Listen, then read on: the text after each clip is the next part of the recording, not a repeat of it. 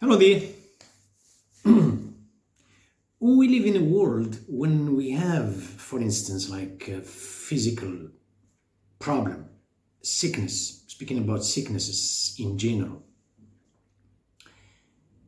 There is a sickness, we always think about a cure, and the cure is always something to import it, to bring it, an inflow from outside. There is remedy to everything. It's not always the case. It doesn't cure the person. We live in a world, a very, very complex world. It's always like this. Is there a remedy without a remedy? That's a good question, you know what I'm saying? Without using a remedy. Eastern cure, Eastern philosophy, they speak about this a lot.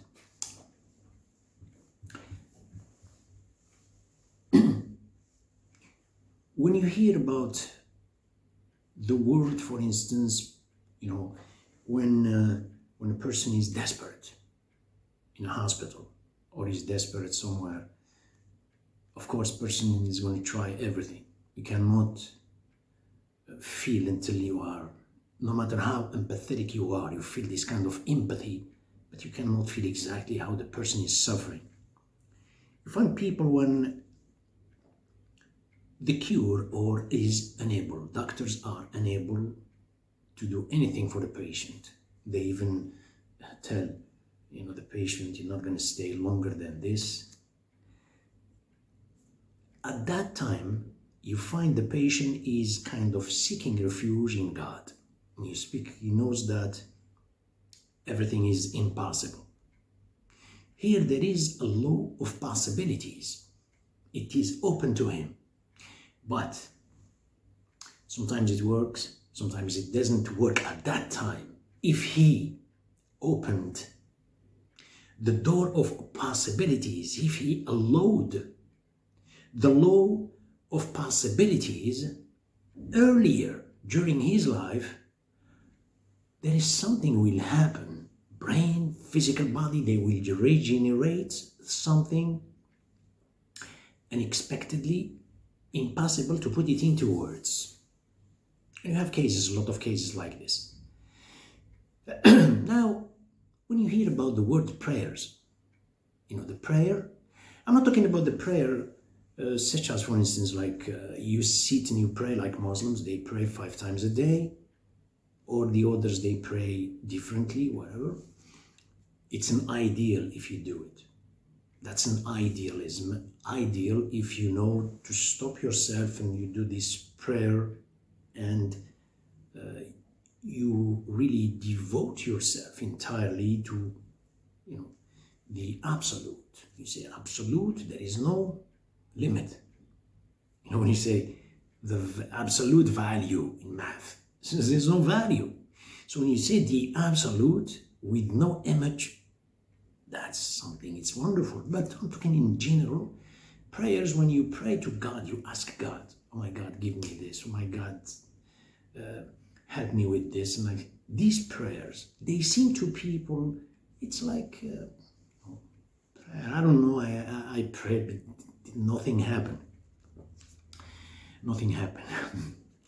So look at human being, how impatient he is. We are like this. So a father, as an example, is going to ask his son, he say, my son, look, you see this package, it's like 5 kilograms, maybe 10, or depends on the strength of the kid. He say, can you move it? What are you going to do? Give him instructions, say, move it to that place and then put it in another place and bring it. Do it every day, like.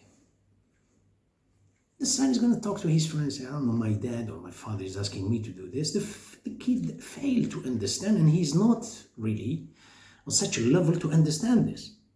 Okay, he does not understand this, but he was obeying his father. The father didn't ask him to move the package. I don't care if you move the package or you don't move it. I can move it myself, but I ask you to do it repeatedly because he wants him to develop his muscles. The kid was sitting, he wants him to develop muscles, deltoid, pectorals, abdomen, quadriceps. Constantly the kid was developing. And then when he grew up, then the father explained to him, he said, look, my son, I was not torturing you. I was just giving you this to understand that I couldn't explain to you. Behind every action, there is a residue, repercussion in the body. A rebound. The action rebounds and leaves residue in the body. Those are muscles for your strength. Then by the time the kid reached the age of puberty, and then father, get to the next stage. What is it? My son, look, when you do certain things like this, we're not asking you to bring a package. Take this tree, for instance, and go and plant it. Plant it somewhere. It's like a palm tree like this. Go and plant it like this, but you should have a presence of mind. You understand? Don't do it automatically. Presence of mind. And then he comes back, the kid, the father asking him, did you have a presence of mind? Yes. Okay, next stage. Who was watching you when you did it? I don't know, nobody. Make sure nobody can see you. You understand? Nobody can see you except the Creator. So you are in a state of worship, exposed to Lordship. Absolute. Look, you plant a tree. Anyway, later on, and then the kid doesn't know. He asked him to plant it, which is weird.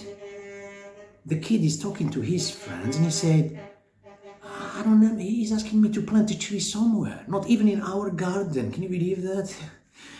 Well, the father was not much worried about the tree to be planted in his garden or another person's garden. He wants his kid to have a memory trace from the intention.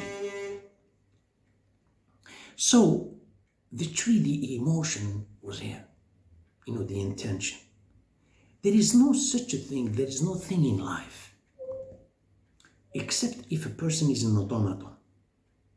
An automaton, we cannot attribute time to such a person because his actions are mechanical and he's an automat. He's acting, behaving without conscious awareness. As long as a person is awake, is not asleep, or is in somnambulistic state, or maybe intoxicated, sleeping with some kind of intoxicant, there is a memory trace. Whether you make a movement with your body, whether you speak, when you speak, there is behind the abdomen, which is, Japanese, they call it the hara, the hara, it's there. Action is there and it's there. It leaves residue, word. In the intention is the same thing. The intention is going like with a tangent, like this, but it's pushing behind. It is as if you have a punching bag. Look at this and do this. Punch it. The action rebounds and touch the triceps here below your arms. You're going to find it contracted. So the action rebounds. So there is always residue. So getting back to our case, we say the prayers. If God asks you to pray, prayers, the word to ask God for the cure, you're talking about sickness. He's asking you to don't think that there is no results. There are no results. Actually, there's a story.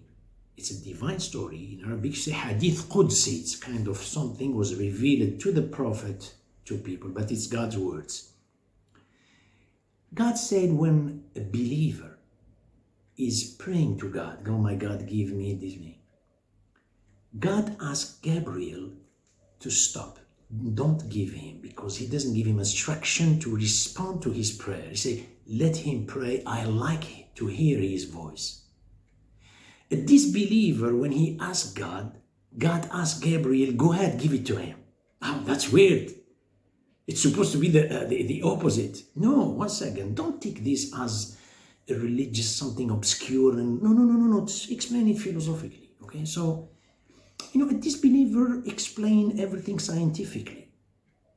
He said because of such and therefore, which implies, that's it. It's a tangent, it's a segment in his brain is there. He put a condition, it works for him that day, that week, that month. Later on, no. That's condition, or that result, he said, I do it unless I have these results. The result itself becomes a condition. The other one, when he said, God, he said, ask Gabriel, he said, do not give it to him. Wait for him. I like to hear him more. Because he is generating a lot of things. He wants him to gain more defense in the body.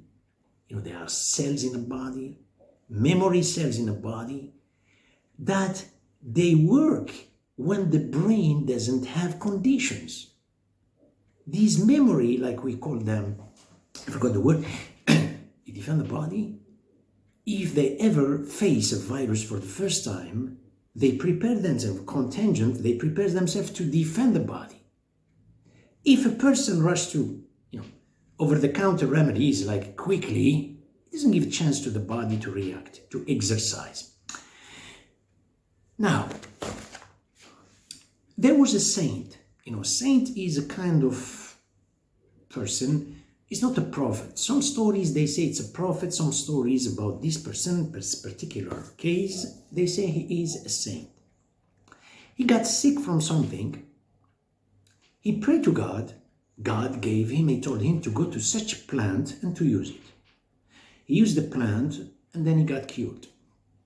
A few years later, he caught the same sickness. He went directly to the plant, he used it, it didn't cure him. And he then cried to God, my God, didn't do anything to me, this plant. And then God said, the first time you came to me, and the second time you went to the plant. Can we explain this? The first time when a person was praying to God, did he have any target, specific direction? No. What was his body, his brain, his hypothalamus was working 360 degrees. What was generating the hypothalamus? Do you understand how many chemically induced agents are existing? We know few, you can count them with your finger. A lot. When there was no precision, he doesn't know, the brain doesn't know. The brain is expecting from the vegetable world, he's expecting from the animal world, it is expecting from the mineral world, it is expecting from the celestial world, doesn't have any specific source from where it will absorb its cure. It's, desperate. When God asked him the first time to go to the prayer, because he prayed to God, he asked him to go to that plant. Well, listen, it's not the plant that cured you. The plant is existing inside you. You are an encyclopedia of this world. You are the microcosm, and that world, the world is a macrocosm. The tree is inside you already. All you have to do is just to liaison. That's all. But the liaison doesn't work unless you have a system that has a predisposed nature to absorb that. And that system, in order for it to have this predisposed nature, it has to have a link with the creator, with the globality, with the universality. It's not from your own standpoint. Now, what he did, it was just to confirm what was existing already. To confirm what was there already. The second time, did the hypothalamus work the same thing as the first time? No. The second time, the hypothalamus and all what was in the body was working for precision, and the precision, look what it gave. It didn't do anything to it. Dealing with the causes, with the logic causes, while neglecting the creator, you're making a big mistake. Dealing with the creator and neglecting the causes, that's another big mistake. Dealing with the causes and having a contact with the creator, this is where resides harmony. Today you hear about the body. That's it. The body is a kind of sealed in science. And all this cure, there is no such a thing. A person gives himself a chance and they scare you. Be careful, you have to come back in 2 months, 3 months, otherwise you... I am not saying do not go back to the doctor or do not go to the doctor. I said, and sitting. Look, there are a lot of things that work at the same time. What you're eating, What's your physical activity? Person who is exercising, whether in sport or doing any physical activity, is not like a person who is sitting like me here.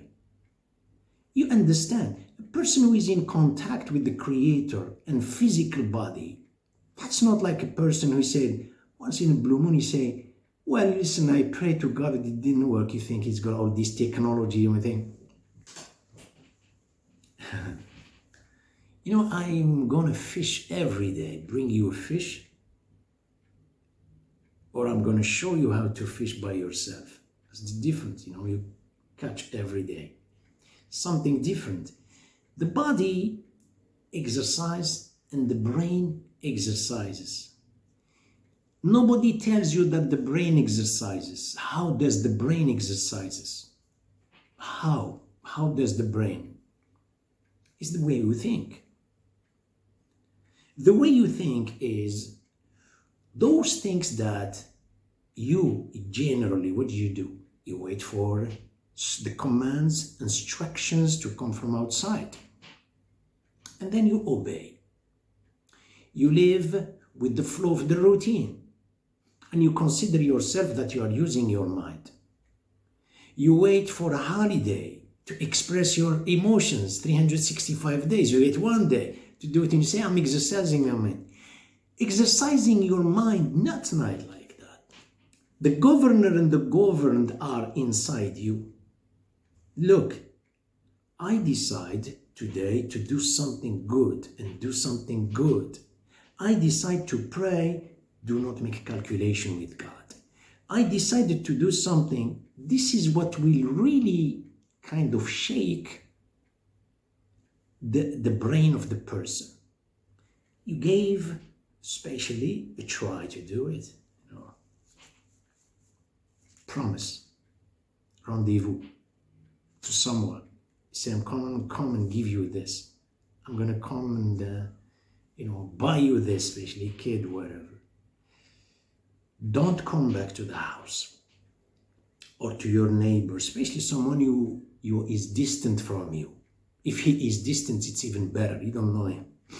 And you try to, that decision that a nervous system gave instruction to the ego to obey or to someone inside to obey, and you fulfill those, you are the king of your kingdom. Listen, it's always a pleasure. Thank you very much for your attention. May God make your nights as shiny as your days. And see you soon.